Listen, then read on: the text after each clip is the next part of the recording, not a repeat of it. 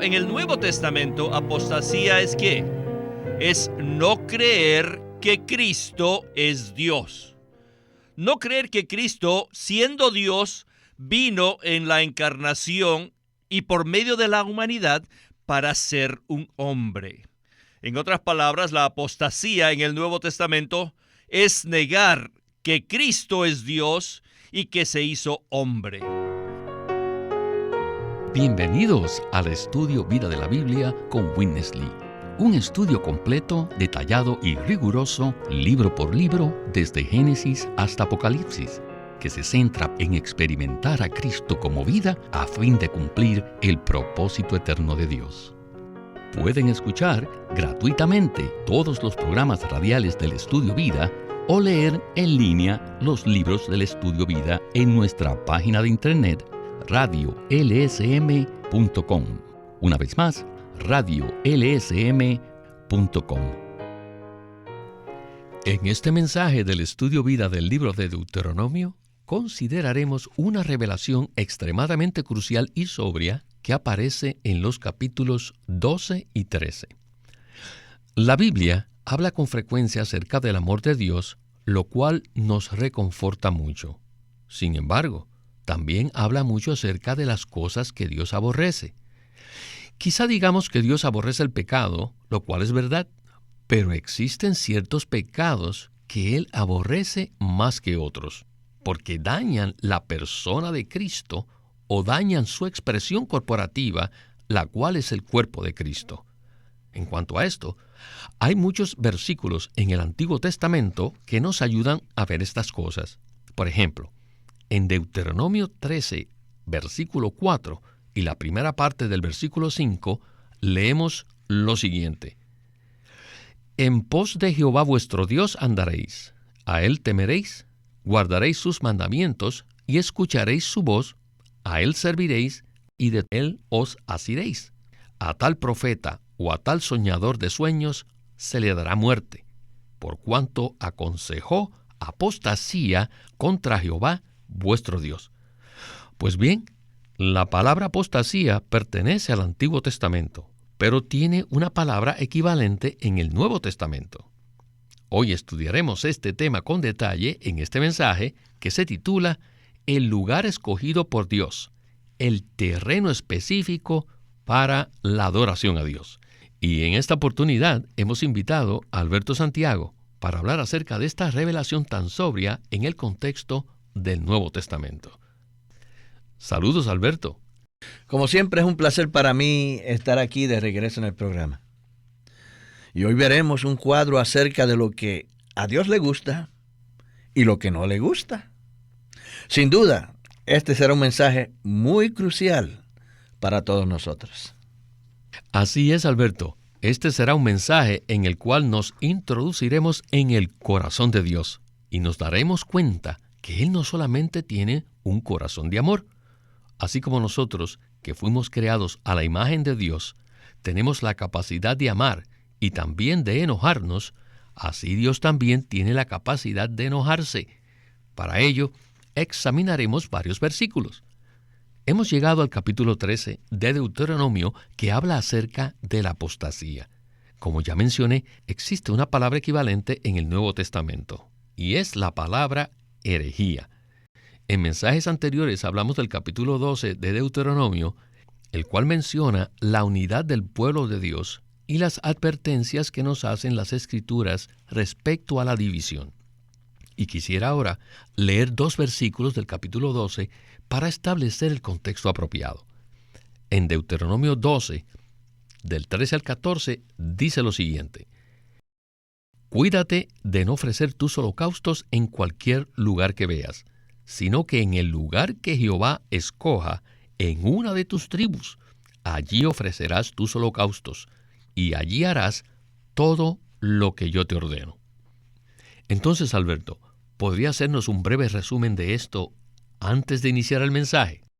Es sumamente crucial el saber que el deseo de Dios en el Antiguo Testamento era que su pueblo se reuniera en un lugar específico para llevar a cabo los sacrificios, porque de esa manera el pueblo de Israel mantendría su unidad. Por supuesto, esto es una sombra o una tipología de la vida cristiana en el Nuevo Testamento.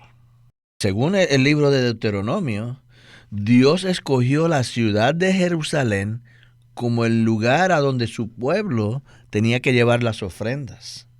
Todas las tribus de Israel debían reunirse varias veces en el año en Jerusalén y no tenían la libertad de hacer los sacrificios donde ellos quisieran. Dios planeó esto de manera soberana para poder mantener la unanimidad de su pueblo. Gracias, Alberto. Esta es una sombra y su cumplimiento se encuentra en el Nuevo Testamento. Ya no se trata de que el pueblo de Dios se reúna en algún lugar físico, sino que el principio espiritual se relaciona con la unanimidad del pueblo, lo cual es un asunto crucial para Dios y para nosotros si queremos recibir sus bendiciones. ¿No es así? Así es, hermano Víctor. Todo el Antiguo Testamento son tipos y sombras que tienen su cumplimiento en el Nuevo Testamento. Y el cuadro del pueblo de Israel en el Antiguo Testamento es precisamente lo que nosotros como iglesia experimentamos hoy en día en el Nuevo Testamento. Alberto, algo que me llama la atención es que nosotros debemos negar nuestras preferencias y opiniones para aceptar la manera que Dios ha ordenado para que nos reunamos. Y la historia del pueblo de Israel debe servirnos como ejemplo. Ellos se dividieron cuando levantaron otro centro de adoración que era más conveniente para las tribus que vivían en la región del norte. Para ellos era lógico tener un centro de adoración más cerca de donde vivían. Pero esto violaba el principio de la unidad establecido por Dios, ¿verdad? Por supuesto. Y eso fue un asunto muy, muy grave. Por lo tanto, debemos prestar completa atención a lo que Dios dice. Dios es un Dios de unidad y también es un Dios de propósito. Por lo tanto, cuando Dios nos dice algo, es para un propósito específico. Y casi siempre eso no se acomoda a nuestra conveniencia. Sin embargo, nosotros no somos quienes deberíamos escoger, sino sencillamente aquellos que siguen el camino que Dios ha designado. Así es, Alberto. Bien, el capítulo 12 de Deuteronomio habla acerca de dos aspectos de una misma cosa: la unidad y la división entre el pueblo de Dios. Dios ama la unidad, pero aborrece la división de manera expresa porque causa mucho daño. Bueno, después llegamos al capítulo 13, que habla acerca de la apostasía, la cual es el peor pecado que el hombre puede cometer delante de Dios. Así que con esta palabra de introducción, estamos listos para escuchar a Witness Lee en el primer segmento del mensaje. Adelante. Now we come to chapter 13. Ahora, hemos llegado al capítulo 13. Chapter 12 is on keeping the oneness. El capítulo 12 habla de guardar la unidad. And chapter 13 is on Y el capítulo 13 de la apostasía. ¿Qué denota esta palabra apostasía? En el Antiguo Testamento, apostasía denota que el pueblo de Dios abandonó a Dios y se fueron en pos de los ídolos y tomaron el camino de los ídolos. Eso es apostasía en el Antiguo Testamento. Pero en el Nuevo Testamento, apostasía es ¿qué?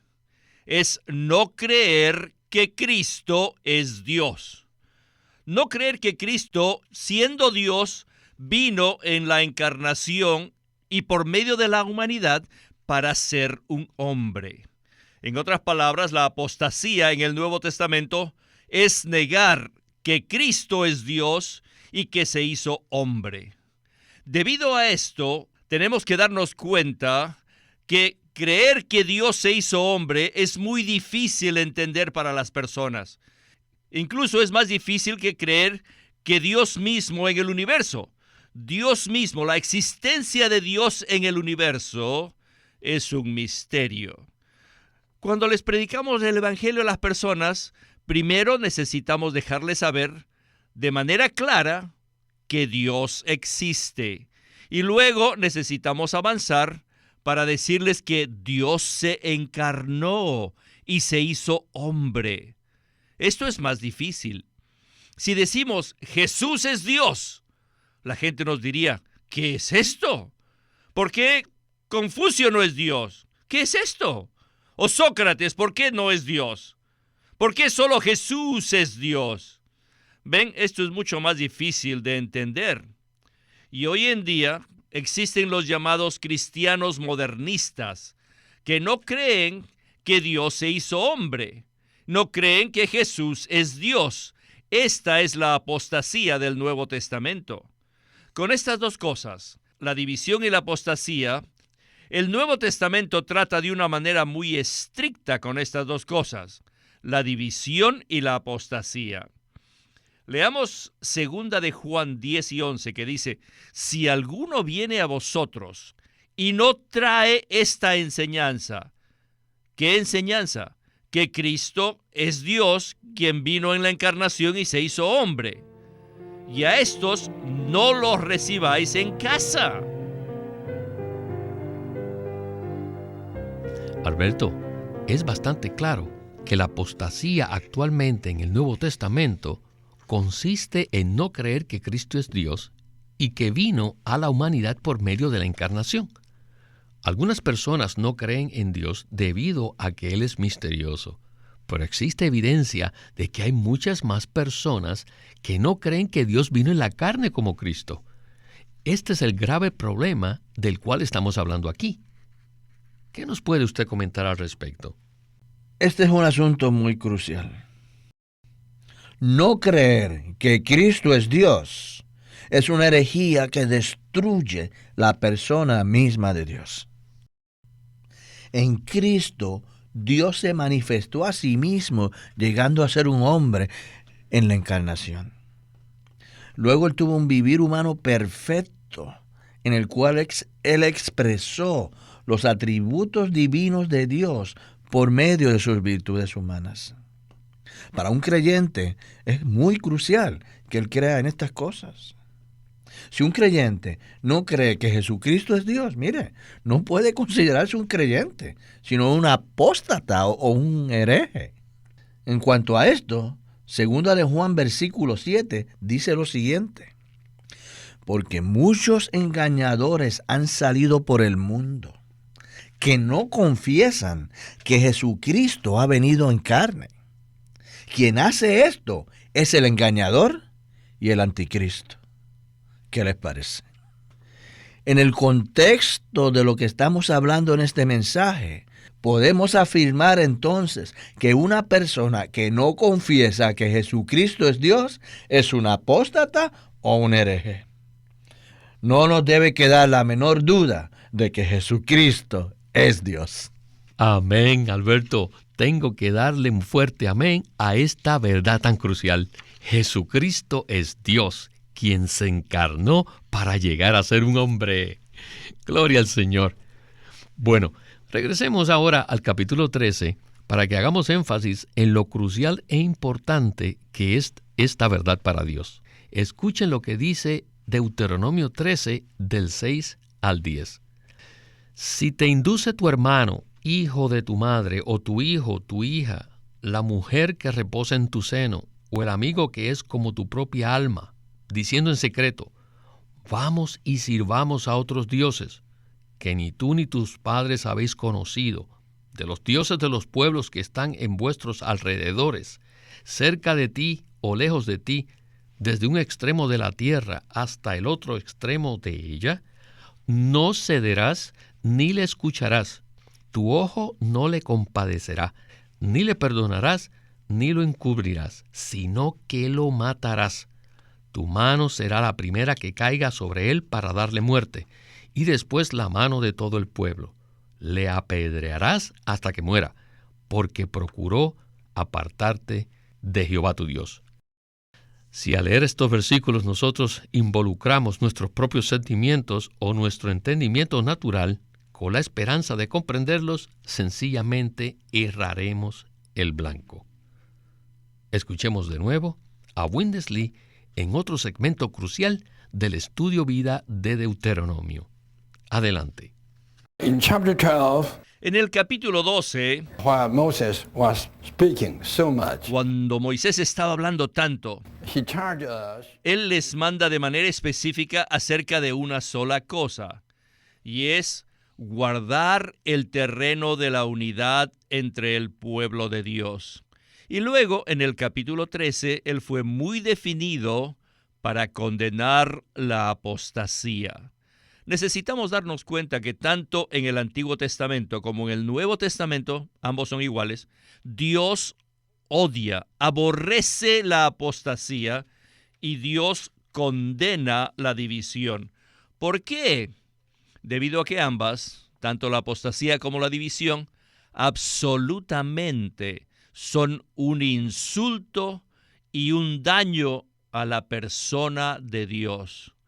En el Antiguo Testamento los apóstatas se apartaban de Dios y se iban en pos de los ídolos.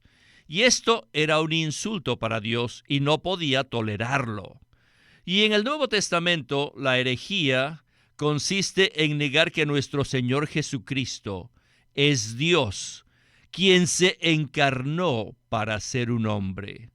Esta es la apostasía del Nuevo Testamento, y la apostasía del Nuevo Testamento se llama herejía.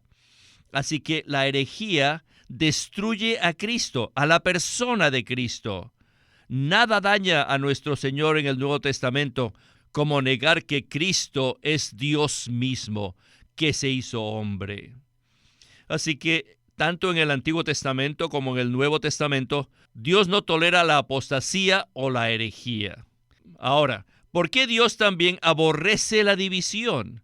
Porque la división destruye el pueblo de Dios como su expresión. En el Antiguo Testamento, el pueblo de Israel era el pueblo de Dios para su expresión corporativa. En el Nuevo Testamento, la expresión corporativa del Señor es el cuerpo de Cristo. En el Nuevo Testamento ya no es solo el pueblo de Dios o los hijos de Dios, sino su cuerpo. La división corta el cuerpo de Cristo, lo corta en pedazos. Mientras que la herejía daña a la persona de Cristo, la cabeza, la división mata el cuerpo de Cristo. Y estas dos cosas, la herejía y la división, dañan la cabeza y dañan el cuerpo de Cristo. Alberto, creo que ahora podemos comprender por qué estos dos asuntos producen una reacción tan fuerte en Dios. La herejía o la apostasía daña la cabeza del cuerpo de Cristo, es decir, la persona de Cristo, y la división mata y corta en pedazos el cuerpo de Cristo, el cual es la expresión corporativa del Señor. Estos son dos asuntos extremadamente serios que nunca podemos olvidar ni descuidar. Entonces, ¿qué nos puede usted comentar al respecto? Estos dos asuntos están en el corazón de Dios. En el libro de Efesios, el apóstol Pablo habla acerca de los esposos y las esposas. En el versículo 32 del capítulo 5, para finalizar, él dice: grande es este misterio, mas yo digo esto respecto de Cristo y de la iglesia. Este es un asunto inmenso para Dios en el Nuevo Testamento. Dios en Cristo se manifestó en la carne y la iglesia es su cuerpo, su expresión. Cualquiera que divida a los creyentes estará dividiendo el cuerpo de Cristo, y Dios aborrece esto. Esta es la razón por la que en Deuteronomio Moisés habla de una manera tan dura para tratar con el asunto de la apostasía de una manera física, ¿verdad? Igualmente, en el Nuevo Testamento, la división se trata de una manera estricta, pero no de una manera física, como lo habla el Antiguo Testamento. Sencillamente debemos que apartarnos de aquellas personas y no permitirles entrar a nuestras casas ni decirles regocíjate. Es decir, jamás debemos ser complacientes con aquellos que causan división, ni tampoco con los que niegan que Jesucristo es Dios en la carne. Estos dos asuntos pueden dañar la cabeza y el cuerpo de Cristo, por lo tanto, deben ser tratados de una manera muy severa y definida. Amén, Alberto. Esta es una palabra muy poderosa que nos ayuda a ver que en el Antiguo Testamento, especialmente a la luz de los capítulos 12 y 13 de Deuteronomio, no era suficiente que el pueblo de Dios dijera que era uno en el Espíritu y sin embargo cada tribu escogiera dónde reunirse. Lo que Dios buscaba era una expresión práctica de la unidad entre su pueblo. Hemos mencionado varias veces que el apóstol Pablo frecuentemente hace eco de las palabras escritas en Deuteronomio. Por ejemplo, en Romanos 16:17, Pablo dice lo siguiente: Ahora bien, os exhorto, hermanos, que os fijéis en los que causan divisiones y tropiezos en contra de la enseñanza que vosotros habéis aprendido y que os apartéis de ellos. Sin duda, esto es muy similar a lo que dijo Moisés en el Antiguo Testamento. Bueno, regresemos con Witness Lee para escuchar la conclusión de este mensaje. Adelante. Well, many saints, they do have a good heart. Bueno, algunos santos tienen un buen corazón. Toward others, which I appreciate. I like to see people having. Son bondadosos hacia otros. Y eso yo aprecio. Me gusta ver que la gente tenga un buen corazón para con otros. Bueno, y cuando alguno causa división, dicen, sí, este hermano está equivocado, es divisivo, pero no debemos rechazarlo. ¿Qué tal si más bien lo cubrimos y lo cubrimos con amor? Pero, por favor, no se olviden de la palabra de Moisés en Deuteronomio 13:6, que menciona al hermano o al hijo o la mujer de tu seno o tu amigo que sea como tu alma. Un amigo que es tan cercano que es como si fuera uno mismo. Como tu alma equivale a decir como ti mismo. Un amigo tan íntimo. Y si este amigo o tu propia esposa esparce la apostasía, ¿qué harían ustedes? Dirían, ay, bueno, por supuesto que esté equivocado, pero es que debemos ejercitar amarlo y tenemos que cubrirlo con amor. Hay que cubrirlo. Pero les digo, tal vez nosotros los toleraremos, pero Dios no los tolera. No, ni los tolerará. En Romanos 14 y 15 vemos que en cuanto a recibir a los creyentes, Pablo era tan amplio en su mente. En su corazón era tan generoso y caluroso. Pero después de saludar a los santos en el capítulo 16, súbitamente, Pablo da una palabra de advertencia en contra de aquellos que son divisivos. Y nos dice que nos apartemos de ellos. No hay amor, no hay simpatía.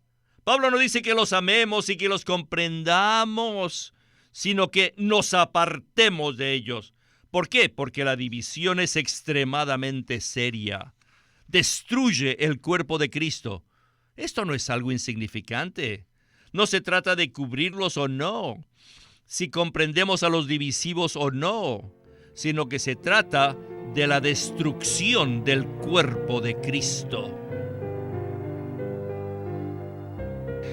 Alberto, realmente necesitamos la misericordia del Señor para ser iluminados y no malinterpretar las palabras de Moisés en Deuteronomio. Debemos comprender que hay cosas que Dios tolera y permite que las cubramos en amor, pero también hay cosas que Dios jamás tolera, aunque nosotros querramos hacerlo. ¿Qué tal si usted entonces nos da una breve palabra de conclusión? Sí, cómo no.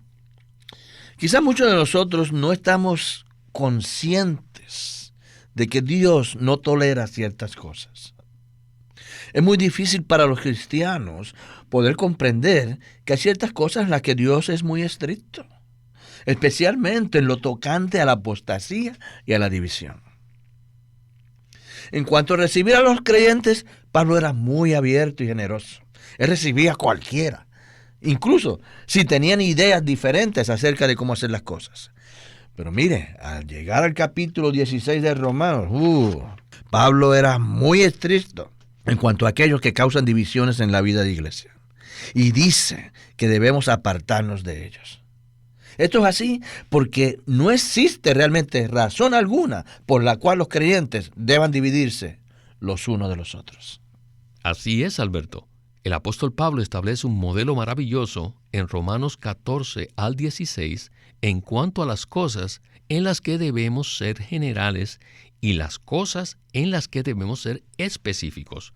Nuestro problema como creyentes consiste en que frecuentemente somos generales cuando Dios desea ser específico y viceversa. No hay duda que quisiera que tuviésemos más tiempo disponible para continuar hablando de este tema tan crucial. Y oramos para que los que escuchan el mensaje hayan sido iluminados por esta revelación tan sobria. Y a usted, Alberto, muchas gracias por acompañarnos en el estudio Vida de la Biblia con Witness Lee.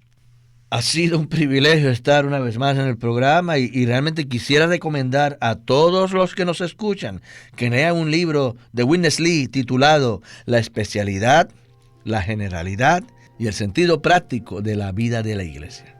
Este libro nos ayudará a recibir a todos aquellos que Dios ha recibido y ser diligentes para guardar la unidad del cuerpo de Cristo. Este es Víctor Molina haciendo la voz de Chris Wilde, Alberto Santiago, la de Francis Ball, y Walter Ortiz, la de Witness Lee.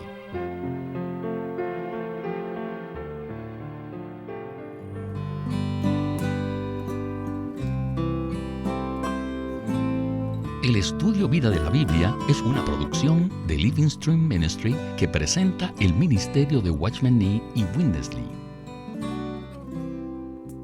Queremos animarlos a que visiten nuestra página de internet, libroslsm.com. Allí encontrarán los libros impresos del ministerio de Watchman Nee y Witness Lee, la Santa Biblia versión recobro con sus notas explicativas, y también encontrarán folletos, himnos, varias publicaciones periódicas y libros en formato electrónico. Por favor, visiten nuestra página de internet, libroslsm.com. Una vez más, libroslsm.com. O llámenos a nuestro teléfono gratuito 1-800-810-1149. 1-800-810-1149. Además, si desean, pueden comunicarse con nosotros enviándonos un correo electrónico a estudiovida@lsm.org. Una vez más, estudiovida@lsm.org.